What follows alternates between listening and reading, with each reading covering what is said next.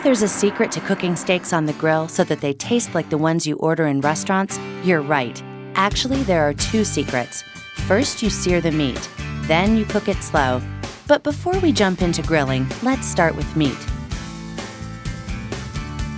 What's your favorite cut? Ribeye, T-bone, and New York strip are considered premium cuts.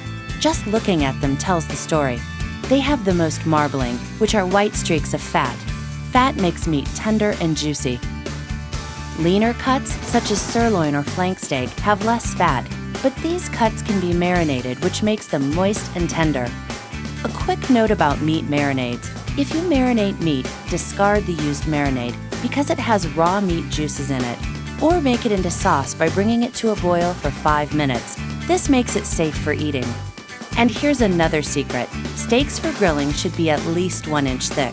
Grilled meats should go on the grill at room temperature, not straight from the fridge. So take the meat out of the fridge about 15 minutes before you're ready to grill.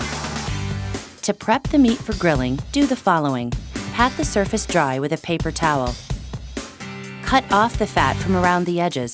This will curb grilling flare-ups. Season to taste.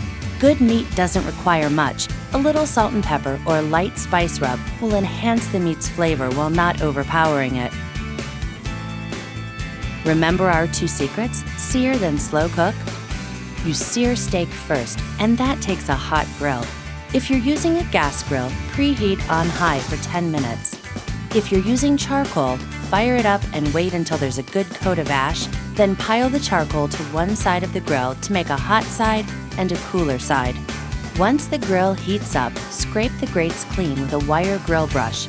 This stops the meat from sticking and prevents fire flare-ups. Brush the hot grate with cooking oil. This also helps the meat from sticking. Now you can sear. Simply set your steaks on the grate over the gas flame or hot charcoal. Use tongs because a fork pierces the meat, which releases juices. And those juices are what make steaks so tasty. Allow the meat to cook on high heat for at least 3 minutes. This sears, which seals the outside of the steak. Flip over the meat and sear it on the other side. Turn down the heat to medium-low. If you're using charcoal, just pick up the steak with tongs and move it to a cooler part of the grill. So how long do you keep a steak on the grill?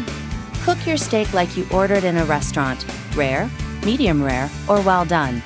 A meat thermometer can tell you when it's done. Just insert it into the middle of the thickest part of the steak. A 1 inch thick steak that reads 145 degrees is cooked medium rare. This takes about 12 to 14 minutes. If you want it more rare, adjust the time and watch the meat thermometer. Take your steak off the grill before it reaches the doneness level you want. When you remove it a little underdone, it continues to cook a bit. Set the steak on a plate and cover it with aluminum foil. A steak should rest before serving, about 5 to 10 minutes. This allows the juices to redistribute throughout the steak.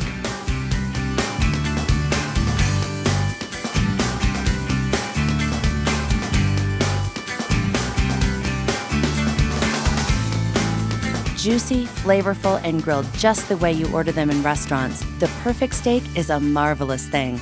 And the secret to a perfect steak is no longer a secret. You can have steakhouse quality steaks in your own backyard.